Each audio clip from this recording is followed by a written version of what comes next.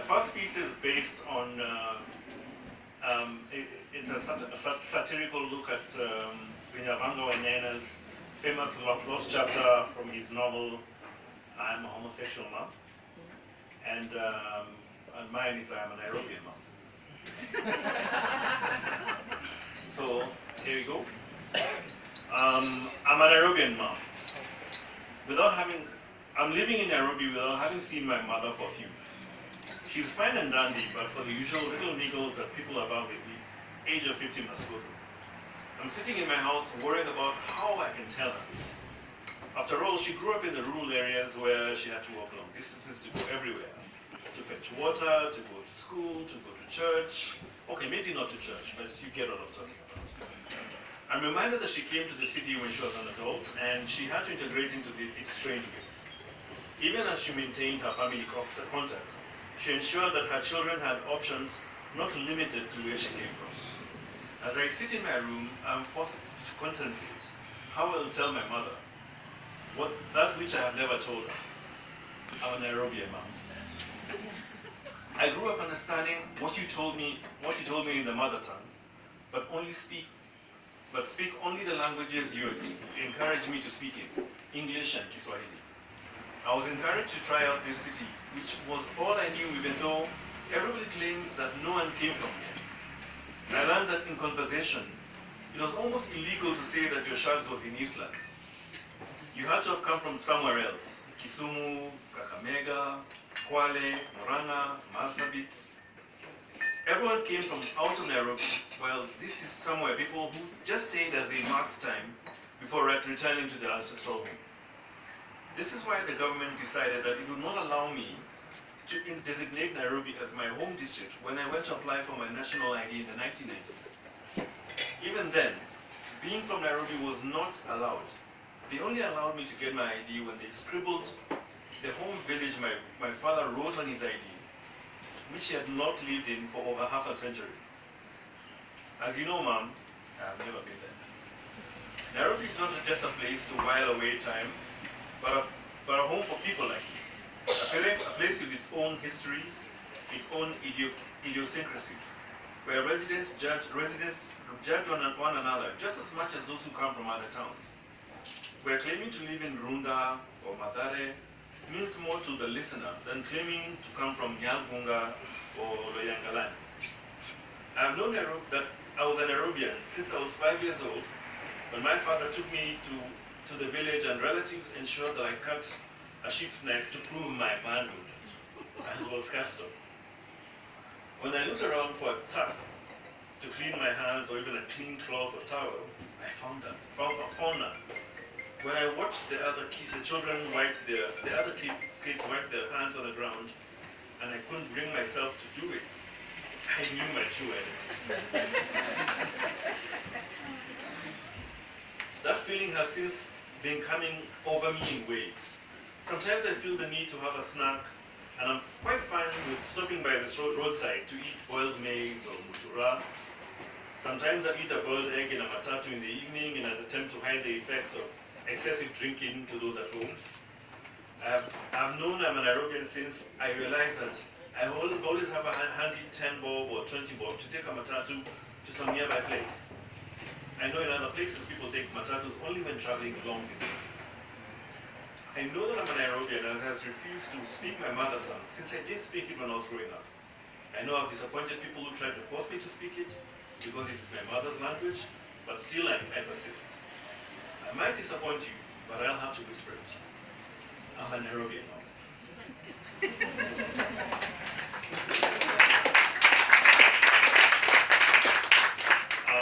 The second piece is slightly longer, so I might cut off at the thing.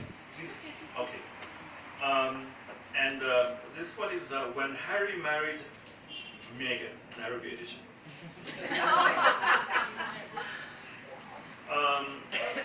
US TV star Meghan Markle and US Prince Harry got married in a ceremony described as one of the most beautiful in recent memory. If they were to have their ceremony in Nairobi, it would be very different. In local tradition, where some communities are concerned, the groom's family must collect the bride to take her to church. When Harry's relatives arrive at Meghan's home, they will have to wait as the bride prepares. As she's about to leave, some older aunts would raise hell, demanding lessons and money, seeing as they had been left out of during negotiations earlier. The most vindictive of the aunts would recall how she nursed Meghan back to health at age 10 when she had the killer common cold and she was due her payment. Another auntie would recall that she helped Meghan cross the road once and she needs her compensation, while another will demand their share of the royal loot, however little they can. The suffering collector of the bride will offer monies, but the amount will be scoffed at, however high. As their daughter has a degree and master's, she's a TV star, and it's too high class to be given such cheap tokens, 100,000. After the aunties are appeased, the bride will leave walking on lessons all the way to the limousine looking fabulous. They'll then proceed to the church where there will be no incidences of note until the priest asks if anyone knows of a just cause why the two should not be wedded, and if so, speak now or forever hold your peace.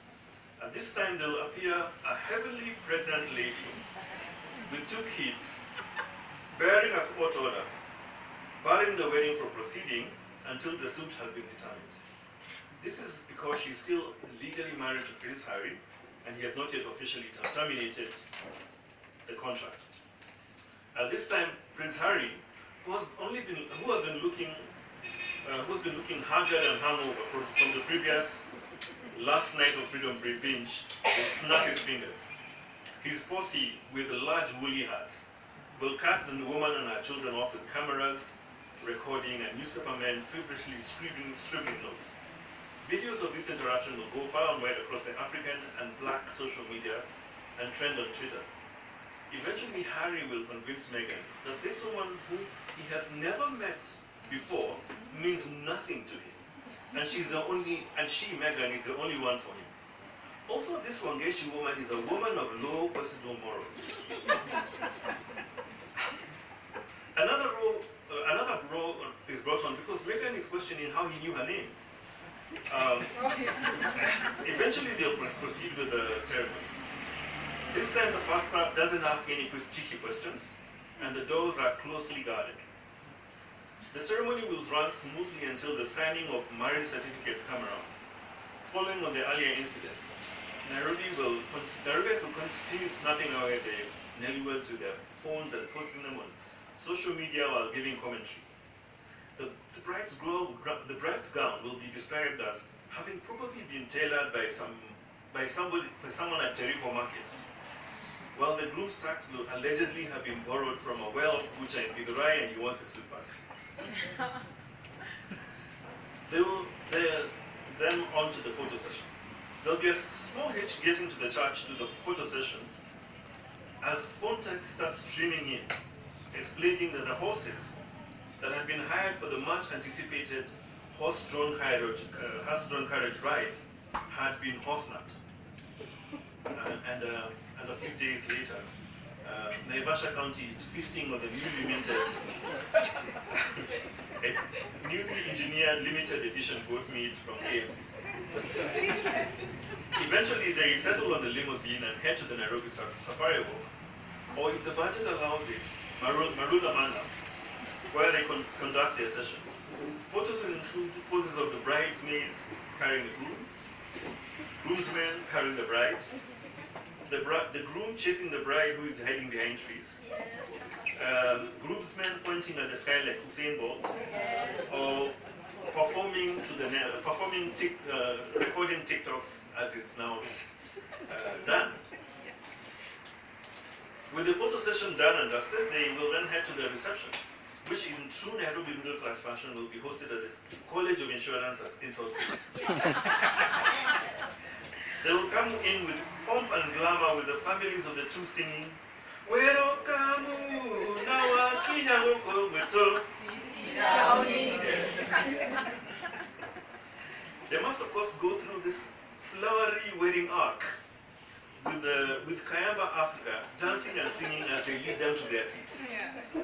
Here there will be introductions of the two families that have now become one.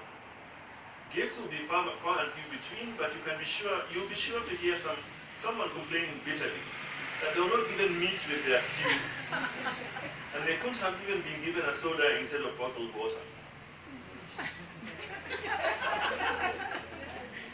I'm almost done. The evening party will be conducted at a local eatery where there'll be nyama choma and drinks flowing as the bridal party and guests relax and celebrate the union of their two friends. There'll be a slight problem as budgeted drinks run out. And friends of the newlywed married couple have to chip in to pay off a bill that has been piling up. As the gate crushers drank their fill and then pointed at the couple stating that they would pay.